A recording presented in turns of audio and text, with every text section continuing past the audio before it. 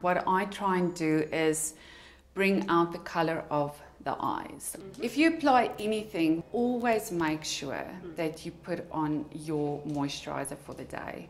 So we're just going to apply this all over the skin, and you can already see it's basically evening out his skin, but without looking caked on. Because this is a SPF, it's very nice to take it to the neck area as well, because you get that protection during the day in your neck. We're just putting a very, very, very nice fine layer over his skin. Now, every girl should have an under eye concealer. So this is just going to help open up the eye area. Normally, if you do an under eye concealer, it should be one shade lighter than your foundation color.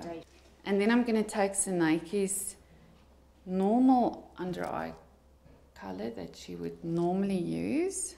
I don't know if you can see the difference. It's huge. It basically lifts and opens up the eye.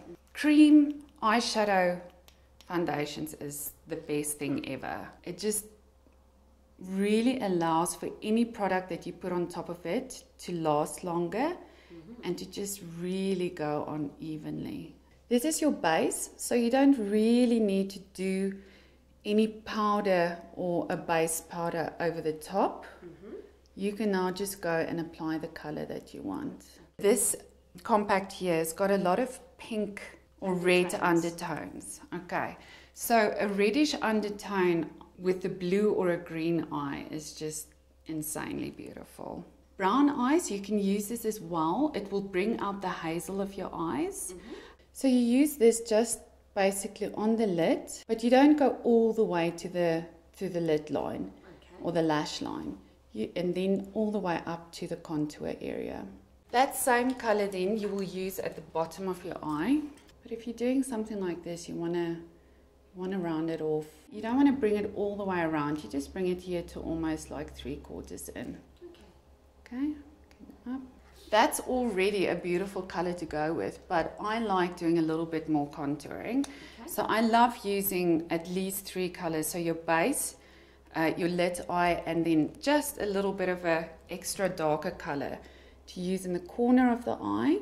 It's very easy. You take a brush, you dab a little bit here. Doesn't have to be very accurate. And what makes this nice as well is if you want to go into the evening, you can bring this in more, and that then creates like a nice smoky look. So your bronzer is something that I always start basically here where the ear line starts at the top and the hairline, making sure that you never go in this area here, because this is a highlighted area. You want to keep that clear. It must never be darker than the area that is down here or the same color. I always go in the temples here as well. The reason why you put blusher here is because you're going to go everywhere where the sun would normally touch your skin. And obviously what you do here, you must do here. Putting bronzer in your neck is very important, because what it also creates is almost like a defined line here. You want to make sure that when you choose a bronzer, obviously Sanae's got porcelain skin, so she wants to go with a bronzer that's very, very light. So we're going to apply this basically on the apple of the cheek. Once again, you'll see I only use a little bit of product, and I normally make sure I get rid of most of the product before I put it on. The minute you smile, you get that defined line there, and you don't ever want to go past that line. If you don't smile, it's easy to go beyond that line, and that's when you get that really overdone look. Powder you want to do kind of like almost at the end, because you want everything to have a little bit of time to set. One of my most important things, you're not allowed to go out of the house unless you've done this, is to do your eyebrows.